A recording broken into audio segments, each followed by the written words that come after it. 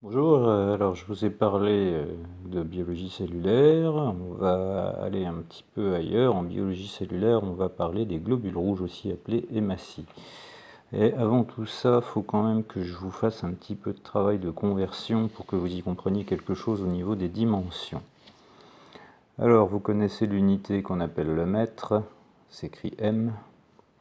Eh bien, 1 mètre, c'est égal à, je vous apprends rien, 1000 millimètres. Mais c'est aussi égal à 1 million de micromètres, la lettre mu de l'alphabet grec pour micro, voilà, je vous l'écris, et ça c'est égal à 1 milliard de nanomètres, la lettre N. Voilà. Donc là vous aurez des notions. Alors dans les notions aussi, à vous donner, eh bien, on va donner une bactérie. Les bactéries ont une taille d'à peu près 1 micromètre. Donc 1 micromètre, c'est 1000 fois plus petit que le millimètre. Mais 1 micromètre, c'est aussi égal, puisque le micromètre c'est plus grand que le nanomètre, à 1000 nanomètres. Alors ça c'était pour une bactérie. Il faut savoir que les bactéries sont plus grandes que les virus. Les plus grands virus font en général, enfin à ma connaissance, mais je crois que depuis ça a évolué, hein, moi, mes connaissances datent d'il y a une vingtaine d'années, à 0,5 micromètres. Et 0,5 micromètres, ça fait 500 nanomètres. Alors là, on va écrire grand virus. Et vous allez me dire, le corona dans tout ça? Ben, le corona, les coronaviridés, vous pouvez trouver des images de microscopie électronique sur Internet. Eh bien, ils font à peu près 100 nanomètres. Alors, pour la petite histoire, un masque FFP2 subit comme test de filtre le passage d'une solution en brouillard de chlorure de sodium, ça c'est le sel de cuisine, et d'huile de paraffine. Et on a dit que le corona il fait 100 nanomètres. Eh bien un masque FFP2, les deux solutions que je vous ai dites, elles sont testées à des dimensions non pas de 100 nanomètres, mais de 400 et de 600, ce qui signifie qu'un masque FFP2 laisse passer le corona sous forme unitaire. Et si on prend un masque chirurgical, on va voir écrire ça, masque chirurgical, eh bien les mailles d'un masque chirurgical sont en moyenne de 1 micromètre à 3 micromètres. Autrement dit, la maille est beaucoup plus grosse qu'un corona, puisque il faut 10 corona pour faire 1 micromètre. Alors on va faire un carré en fait. Et si un côté du carré c'est 1 micromètre, on a dit c'est égal à 10 fois 100 corona. Donc on va avoir un côté qui fait 100 corona fois 100 corona.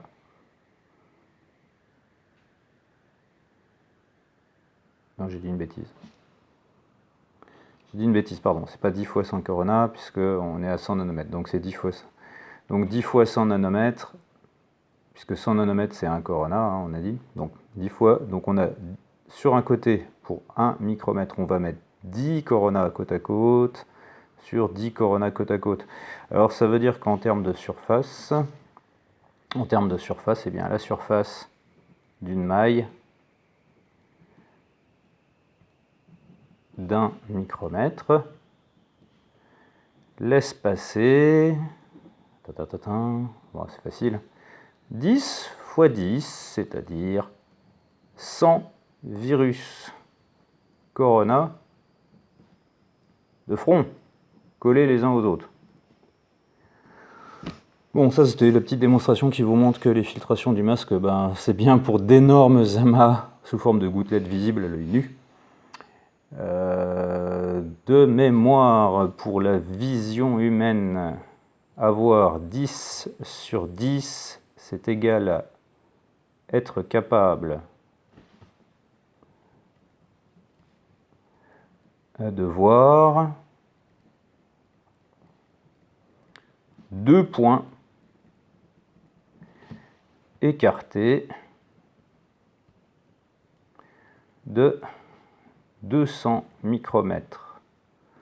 Donc du coup, si vous avez 9 sur 10, eh bien c'est 2 fois 200 micromètres pour la distance. Si vous avez 8 sur 10, c'est 4 fois, enfin c'est 2 fois 2 fois 200 pour la distance des points que vous pouvez voir. Donc là, ça vous donne une petite idée de la qualité de votre vision.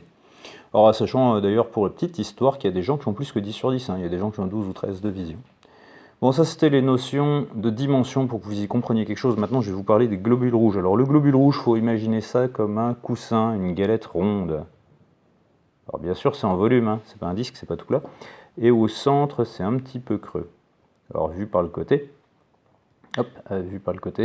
votre machin, il va ressembler à quelque chose comme ça. Voilà. Alors, quelle est la taille de cette bête-là? Ça, c'est un globule rouge, qui est aussi appelé hématie. Et ça fait 7 micromètres. Alors, retenez bien cette taille-là. 7 micromètres pour un globule rouge. Dans le disque de globule rouge, on a de l'hémoglobine. L'hémoglobine est capable de fixer de l'oxygène. Dans un globule rouge, vous avez 4 noyaux d'hémoglobine, donc on va fixer 4 fois de l'oxygène dessus. Voilà. Un globule rouge transporte 4 molécules d'oxygène. Si vous vous souvenez de ce que je vous ai dit l'autre jour, l'oxygène, c'est utilisé dans des réactions du corps humain, notamment pour produire de l'énergie. Alors maintenant que vous savez que votre globule rouge, il fait 7 micromètres, je vais vous apprendre un petit truc. La circulation sanguine, c'est un peu comme un arbre. Vous avez le tronc, les branches, des branchioles, et puis ça fait des rameaux et ça devient de plus en plus petit. Eh bien, les vaisseaux les plus petits du corps humain, si on redessine un cœur, on va vraiment faire en très très schématisé, vous avez ce qui sort du cœur, la circulation, on est dans des gros vaisseaux, et quand on va arriver au bout, ça fait plein de petites ramifications. Eh bien, les toutes petites ramifications que vous avez et qui vont se relier d'un côté à l'autre, parce que là, on a de l'oxygène, et là, il n'y a plus d'oxygène, donc on va retransporter du CO2 quand on a utilisé notre oxygène. Eh bien, ici, là, les petits vaisseaux que vous avez là, on appelle ça des capillaires. Capillaires parce que ça vient du terme cheveux. Ça ressemble à des cheveux tellement c'est fin. Eh bien, ces capillaires, ils ont un diamètre, non pas de 7 micromètres, puisque les globules rouges circulent à l'intérieur de ces tuyaux, mais de 4 à 5 micromètres. Alors certes, le globule rouge, ce n'est pas une sphère, mais il se trouve que vous pouvez le prendre comme vous voulez. Le tuyau, lui, il fait la forme là, et globalement, si on laisse le globule rouge à sa forme normale, ça va vous faire ça, quoi. Donc ça ne rentre pas dedans. Alors comment ils font pour rentrer dedans? Il y a un petit secret. Dans nos cellules, il y a ce qu'on appelle un cytosquelette. Je vous ai parlé du cytoplasme la fois d'avant. Et bien dans ce cytoplasme, vous avez tout un tas d'armatures. Bon, dans les protéines qui forment ça, on a de l'actine, on a de l'ankyrine, tout ça, vous oubliez. Et ce qu'il faut retenir, en fait, c'est que ce squelette, je vous avais dessiné la cellule comme ceci, avec un noyau. Alors, à savoir qu'un globule rouge, une hématie, on appelle un érythrocyte, ça n'a pas de noyau. Par contre, ce qui sert à fabriquer les globules rouges, les érythroblastes contiennent un noyau, et quand la cellule va maturer, le noyau disparaît. Ces globules rouges, c'est fabriqué dans la moelle osseuse de tous nos os longs. Alors, notre cellule, avec son noyau, on avait la membrane. Je vais reprendre le dessin d'hier. Là, voilà, la membrane.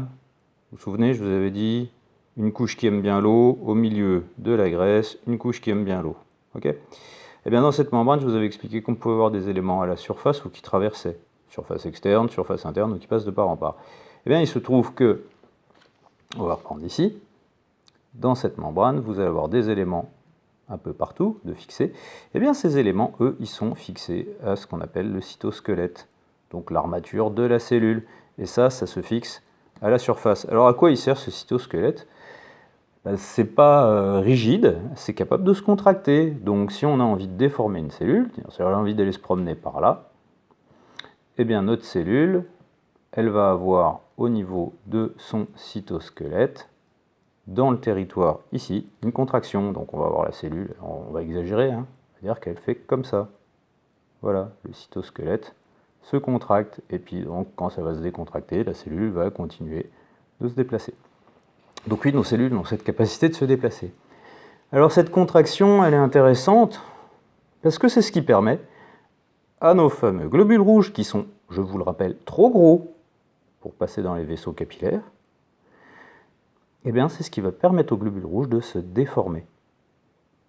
Donc ça lui permet de passer.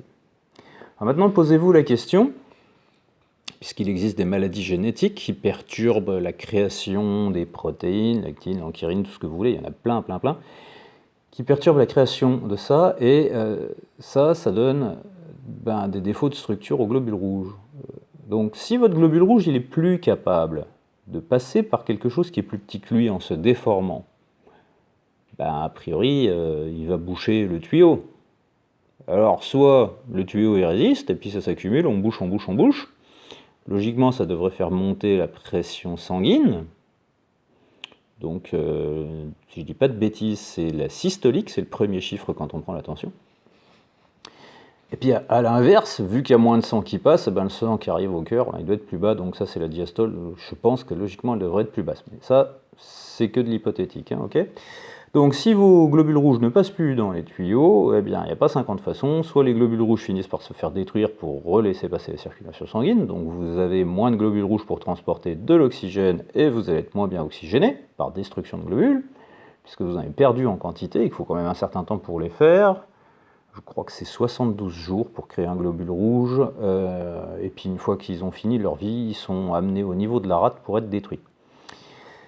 Et d'ailleurs, pour avoir vu ça, il y avait des gens qui avaient des augmentations de bilirubine dans certaines de leurs prises de sang. La bilirubine, c'est un des constituants qu'on va retrouver notamment dans les globules rouges, donc une augmentation du taux de bilirubine peut montrer une destruction des globules rouges. Ça donne aussi des démangeaisons, la bilirubine et les yeux jaunes en général.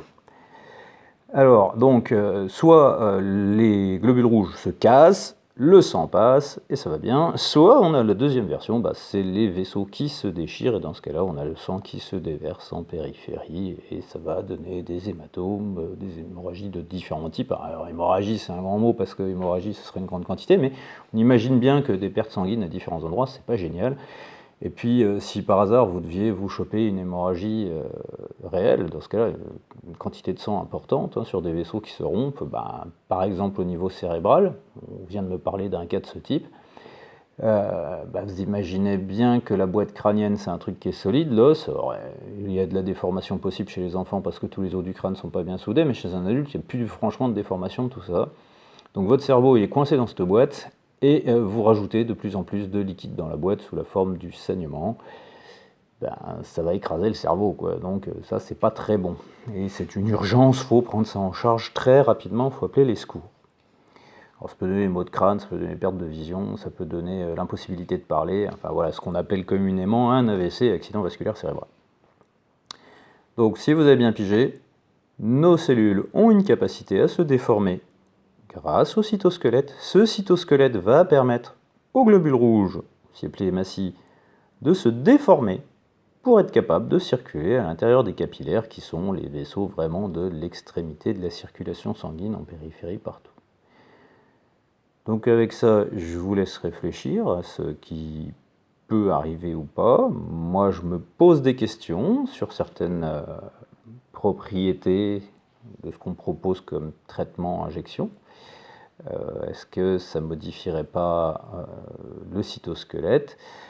Alors, peut-être pas directement par l'ARN, puisque je vous ai expliqué qu'une hématie, ça n'a plus de noyau, et hier je vous avais expliqué que l'ARN, s'il remonte dans le noyau, il peut modifier le code génétique et du coup construire de nouvelles choses. Donc, si on a un changement des protéines qu'il y a dans le globule rouge, elle ne date pas de son stade de globule rouge, elle date de son stade avant, c'est-à-dire le stade érythroblaste, au moment où il restait un noyau. Donc la question c'est, est-ce que ces injections sont capables de modifier l'ADN des érythroblastes, et donc de modifier l'ADN des protéines qui forment le squelette de la cellule? Et si oui, dans ce cas-là, on a une perturbation de la souplesse de ce squelette et de la capacité de déformation de la cellule. Et si on a cette intégration d'ARN injectée dans les érythroblastes, ça signifie, puisque je vous ai expliqué que les globules rouges sont fabriqués dans les os, que ça ne reste pas sur le point d'injection, que ça passe jusqu'à la moelle épinière. Tout ça, ce ne sont que des hypothèses. Ce que vous avez à retenir, c'est les notions de dimension que je vous ai montrées. 1 mètre, c'est 1000 millimètres, c'est 1 million de micromètres, et c'est 1 milliard de nanomètres. Donc pour rappel, un corona, ça fait 100 nanomètres. Voilà. Une bactérie, c'est à peu près 1 micromètre. C'est d'ailleurs aussi pour ça qu'on appelle ça un microbe. Et donc les filtres des masques sont complètement inutiles, puisque dans le meilleur des cas, un P2, ça filtre 400 nanomètres, donc 4 fois plus gros qu'un corona sur une seule dimension. On n'est pas en une dimension, on est en 3 dimensions dans la nature. Donc c'est à peu près tout ce que je pouvais vous expliquer là-dessus.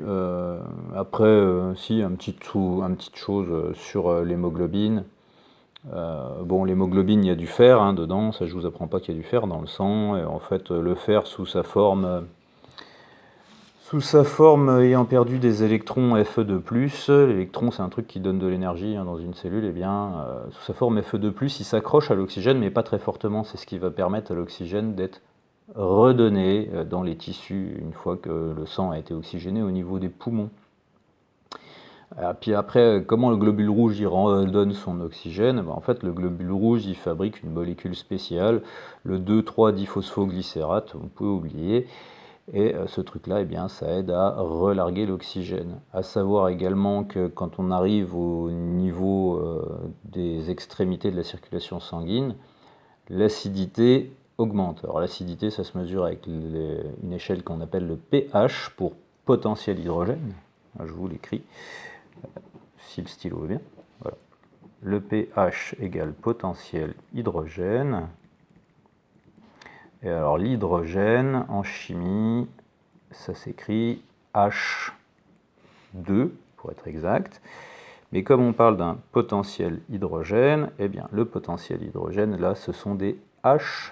H+, je vous en avais touché un mot hier, c'est ce qui agit dans un acide, c'est ce qui grignote le H+. Donc à l'extrémité du corps humain, on a une augmentation de l'acidité.